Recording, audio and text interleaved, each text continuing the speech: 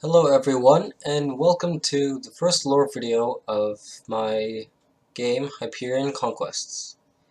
In this lore video I will be talking about three main factions, being the Quran, Altercorp, and Outlaws, pirates, rogues, criminals, whatever you want to call them. First of all, Hyperion Conquests takes place in the Hyperion Galaxy, in which there are 16 main solar systems based around the center. Now I will go through the Quran solar systems, being Zemlor, Zintos, Dinwar, Nidoro, Tunkon, and Novidris, Novidris being their main solar system.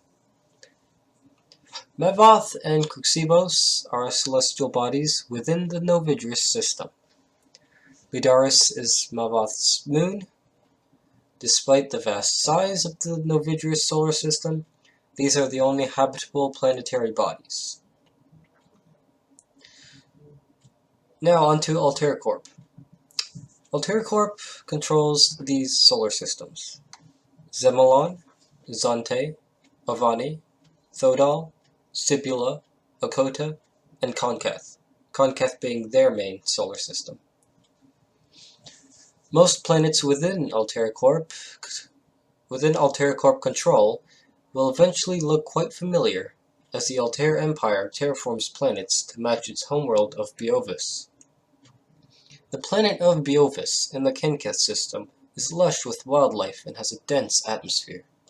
This causes larger fauna and flora to grow on the surface and underwater. Even deserts share some visible similarities with this planet's jungles. And now onto the Outlaws, which don't really control much. The only solar systems they control are Nimua, Pezukon, and Silas being their main solar system. Now, onto some fun, juicy lore about each faction. Starting with the Quran. The Quran are bipedal humanoids, with various colonies bordering the outer rim of the Hyperion galaxy. The Qurana species evolved in solar system Novidris, and are one of the oldest sentient beings in the known galaxy. Qurana culture is centered around their home solar system and habitable planets within it. The core government of the Qurana believes in isolationism, with the main planets and territories being closed to travel from other races. Even other Quran will have difficulty traveling to the homeworlds in the Novidris system, as the main planets suffer from overpopulation and dwindling resources. Despite this, many Quranas aspire to live there. Living at the homeworld is considered an honor only high-ranking members of government and society may achieve. Most corporations are in fact owned by the Qurana government, allowing the leader clique to have more control over the Qurana Empire. Quranas that live outside of the homeworld have done so for centuries and appear quite unfamiliar from their counterparts. Different climates, atmospheres, and gravitational pressures have caused metamorphosis to occur in some of the species. This resulted in elongated features, such as hair and certain aspects of the body, depending on the planet. This has allowed for elitism to thrive. The inner territories of the Qurana believe themselves better. Despite all the interspecies conflict they undergo, they are still capable of galactic travel, bartering resources and technologies with other species all the way to the center of the galaxy. Most of the trading is done by the Qurana in the outer sectors of Qurana-controlled space, but for more valuable items and luxury goods, agents would be sent from the homeworld to barter. The Qurana was one of the first species to develop galactic travel and were once at the cutting edge of all fields of science. However, over the past few millennia, they grew complacent and stagnant, choosing to focus more on the soul and culture rather than technology. This has led to the outer regions of Quran branching away from the culture of Novidris, causing them to become more divided and weaker. Although a generally pacifistic race, the Quran preferred to use railguns and electric-based weaponry. Although dated compared to other species in terms of raw destructive yield, it remains deadly. Recently, the leader of the Quran, Kuraki, went into disagreements with Altercorp, who were annexing his territories. Now, onto the Altercorp. The Altair is a human faction that now controls half of the Hyperion galaxy. Vast and powerful, the Altair Empire have only recently grew to this level of strength.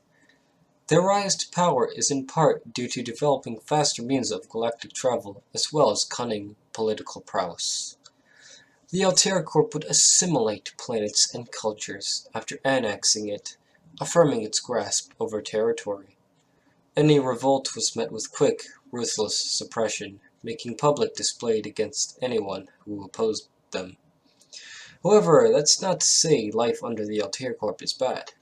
Although they do suffer from some level of classism, most denizens of the Altair Corp have all their basic needs met, with education, food, and utilities being provided by the government. Regularly, the Altair Corp government would hold galactic-wide celebrations, parades, and propaganda.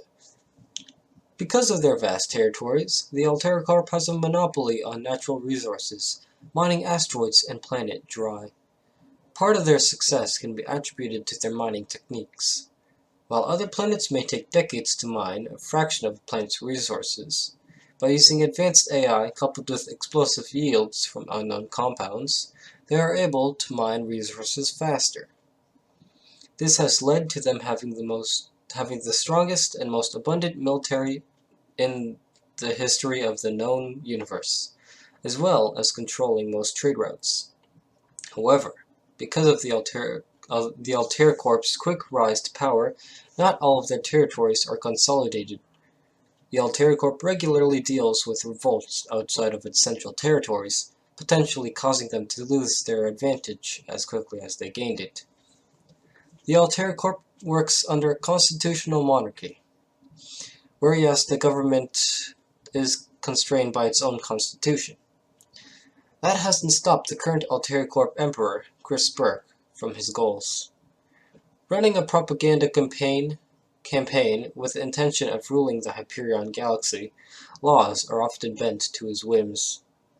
Not long after he came into power, after suspicious circumstances had the full conquest on the galaxy began. So that's all of the lore I have for now, but of course I am still working on it with the help of one of my friends, and I hope you all enjoyed this lore video, and yeah, well, I guess that's all, so bye.